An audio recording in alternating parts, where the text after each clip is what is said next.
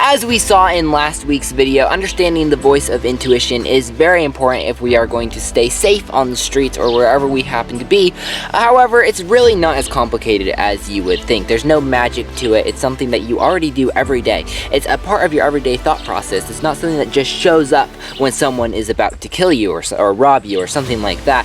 It's just those feelings that you get, those uneasy feelings, hesitations, just gut feelings that you get, and in extreme cases of danger, great fear. You may not always understand intuition, but you are well acquainted with the feelings and voice of intuition. Now, the problem that I see with both men and women is that we like to short circuit our intuition and jump to conclusions because we already have preconceived notions. Now, these notions aren't generally based on any really logical facts. They're just stuff that we already assume. And there's generally two camps of thoughts. One is the camp of, oh, that would never happen to me. I don't want to live in fear. I don't want to have to think about that kind of stuff. And the other camp of thought is the people who think that they can stay safe by being paranoid and thinking everybody is a threat and just constantly watching everybody and burning themselves out, and they're not going to actually recognize when a real threat comes along. And to be honest, most of us switch between those two worldviews all the time. First, we're looking at one threat and we're completely ignoring it because we don't want to live in fear. It's an obvious threat, but we're going to ignore it because we don't want to live in fear. Then we turn around and we blow one of these small threats way out of proportion and think that it's going to kill us. So essentially, we need to find a balance if we're ever going to understand the voice of intuition. I think we're constantly swinging between these two extremes because we aren't really making the right choices in the first place, and we don't trust our intuition. So I'm going to give you some quick steps that we can take to get to a point where we can actually trust our intuition because we're making correct choices in the first place. Okay, so the first thing I need you to understand is that strangers do not deserve your respect. They need to earn your respect if they want it. Trust should only be given to those who have a repeated history of being trustworthy towards you. It's not a given, and it's not like an entitlement of anyone.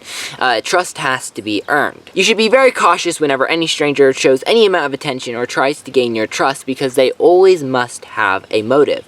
Now, that does not mean that that motive has to be bad. That motive could be completely innocent. It could be helpful. They could be trying to be helpful. However, they must have a motive, and you must figure out that motive before you ever engage with that stranger. Now, second of all, we need to understand our enemy. We can't just be looking at everybody, considering everybody equally able of being a threat.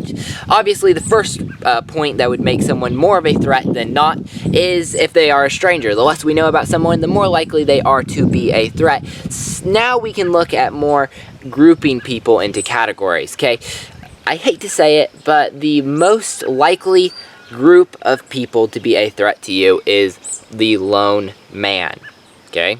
Or a group of men. Now, women can be dangerous as well, especially when they're in cahoots with men, but if we're going to look at statistics, if we're going to look at the majority of crime, and we're going to look at who has the most ability and the most reason to do you harm, it's definitely the lone man or a group of men. Now, a man with like a wife and kids is far less likely to do you harm because he already shows a sense of responsibility and a sense of trustworthiness by the fact that he is a married man, has a family and all that. That doesn't mean that you should always trust them, however.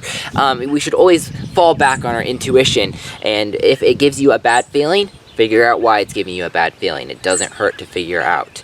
In fact, it can save your life, figuring out why that your intuition is giving you a bad feeling about someone. However, if we're going to really look at this on a broad spectrum, we should be most concerned about strangers who are either lone men or groups of men. Then we should be concerned probably about women, and then we should be concerned about married families, and then we should be concerned about the elderly and children, because the children are probably not, I mean, they might throw a rattle at you or something, and the elderly man might pick up his cane and whack you over the head with it. But anyways, that's the extreme cases. We need to be thinking in terms of what actually is most likely to be a threat, because we can't just be watching everything in an equal amount. Otherwise, we're going to miss an actual threat. Now, thirdly, you've got to be firm. Once you've said no, you cannot back down, and anyone who tries to push past that no needs to be met with great resistance. Okay, so one of the greatest threats to you as as a woman is the fact that you are terrified of offending strangers.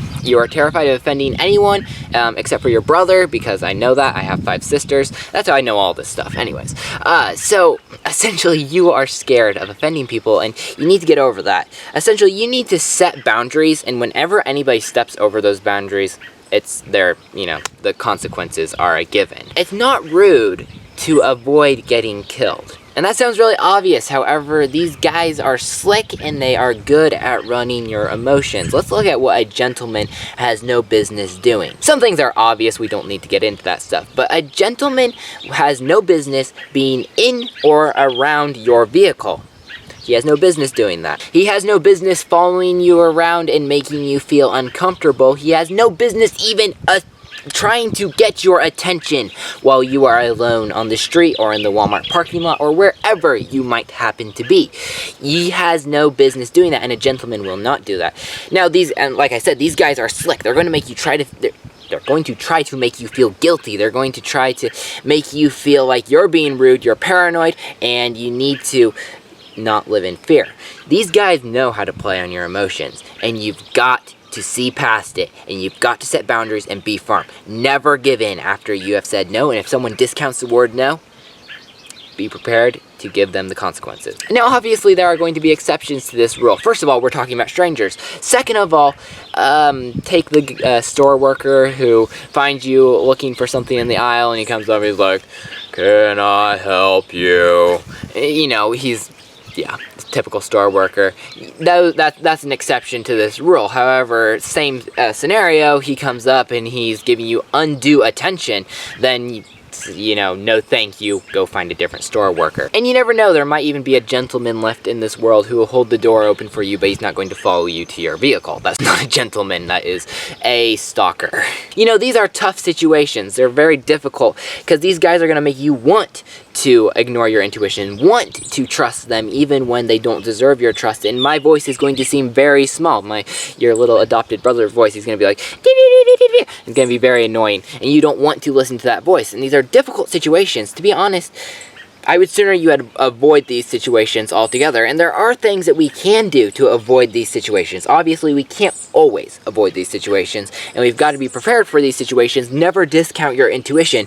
However, there are things that we can do to help us avoid situations like these, and that's what we're going to be talking about next time on this series of Lady Self-Defense with Nebraska Farm Boy. Hope you enjoyed this video, and I hope to see you in the next one.